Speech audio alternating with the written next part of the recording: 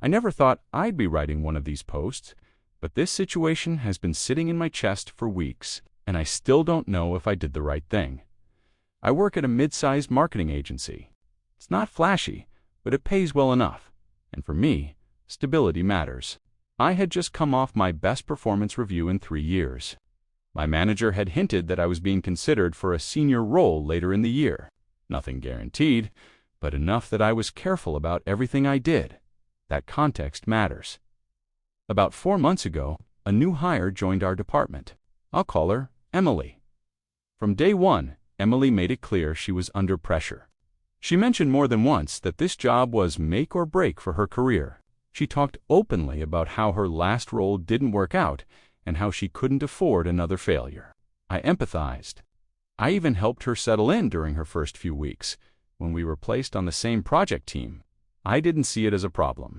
I was the most experienced person on the account, and she was eager. On paper, it should have worked at first. The issues were small. Emily would edit shared documents late at night without flagging changes. She'd jump ahead and email internal stakeholders before plans were finalized. She asked for feedback constantly, but seemed irritated when the feedback wasn't praise.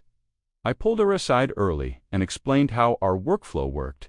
I told her directly that coordination mattered more than speed on this account because leadership was watching it closely. She apologized and said she just wanted to stand out. That should have been my warning sign. Over the next few weeks, I started noticing a pattern that made me uncomfortable. In meetings, Emily would present ideas that had already been discussed privately, but she framed them as if they were new. Sometimes she used my exact phrasing from earlier drafts when I gently corrected the record. She smiled and said things like, "Oh yeah, we talked about that together." It wasn't worth arguing, so I let it go. Then the mistakes started. Client-facing documents contained incorrect data. Deadlines shifted without explanation. Strategies we had explicitly ruled out reappeared in drafts. Each time, Emily claimed confusion. I must have misunderstood. Or worse, I thought you wanted it that way. At this point, my anxiety kicked in. This wasn't just about annoyance. This project affected my credibility. One major error could cost me the role I'd been quietly working toward. So I started documenting everything. Not secretly, just carefully. That decision saved me. About 2 months into working together, my manager called me into her office. She looked uncomfortable. She told me there had been concerns raised about my behavior, specifically that I was controlling, dismissive, and not collaborative. I was stunned. I asked what prompted this. She wouldn't name names, but the examples she gave were clearly Emily's version of events. I explained my side calmly. I mentioned workflow issues and the repeated errors. My manager listened, but her response worried me. She said, "I'll keep an eye on it." From that moment on, I realized something important. This wasn't miscommunication anymore. This was positioning. After that meeting, Emily's behavior escalated. She began copying management on emails that didn't require oversight. She phrased questions in ways that made it seem like I was blocking her contributions. If I asked for clarification verbally, she'd follow up with an email summarizing the conversation in a way that painted her as restrained and cooperative, and me as unreasonable. Other coworkers started noticing tension. One colleague quietly warned me, "Be careful. She's been asking a lot of questions about reporting structures." Then came the accusation. Emily emailed our manager and HR claiming I had deliberately excluded her from a client call to make her appear incompetent. That claim was false. The meeting invite was on the shared calendar. She simply didn't attend. But suddenly, it wasn't just a workplace disagreement. It was an HR issue. That night, I didn't sleep. I kept replaying conversations in my head. I wondered if I'd been too firm, if I should have backed off earlier, if defending myself would make me look guilty. Still, I gathered everything: emails, Slack messages, version histories, meeting invites. I built a timeline. A week later, the situation exploded. Emily sent a draft proposal directly to a client without approval.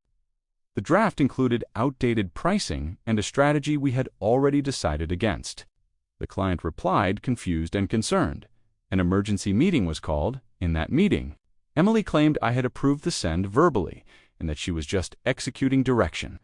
For the first time, I felt real fear. If that narrative stuck, my career there was over. I asked if I could respond. I calmly presented the evidence. I showed the message where I explicitly told her not to send anything. I showed the document history proving no approval was given. I showed timestamps. The room went silent. HR joined the investigation officially after that. What followed was one of the most stressful weeks of my professional life. HR questioned me twice. They questioned Emily multiple times. They interviewed other team members. At one point, I was told there were conflicting perceptions and that no outcome was guaranteed. I genuinely thought I might still lose my job. Then HR uncovered more than I expected, had edited documents after meetings to insert her contributions retroactively. She had selectively forwarded emails to management while removing context. She had raised similar complaints in previous roles, which only came up after deeper review. This wasn't a misunderstanding, it was a pattern. Emily was terminated quietly the following week. I didn't witness it directly, but the signs were unmistakable. Her desk was cleared before lunch. Security walked her out. The office was uncomfortably silent afterward. That should have felt like relief. Instead, it felt heavy. Some coworkers avoided me. Others made comments like, "That went far," or "I hope everything's okay now." One person told me Emily had been saying I went after her job and set her up. That's when the guilt fully hit. I never wanted her fired. I wanted to protect myself. I wanted the behavior to stop. I started questioning everything. Did I escalate too far? Should I have absorbed the damage quietly? Was documenting the situation a form of self-defense or overkill? I lost sleep. I replayed scenarios where I stayed silent and imagined where that would have led, and every time the answer was the same. If I hadn't spoken up, I would have been the one escorted out. Still, someone lost their job. That's not nothing. So now I'm asking, honestly, am I the asshole for getting my coworker fired when all I did was tell the truth and defend myself?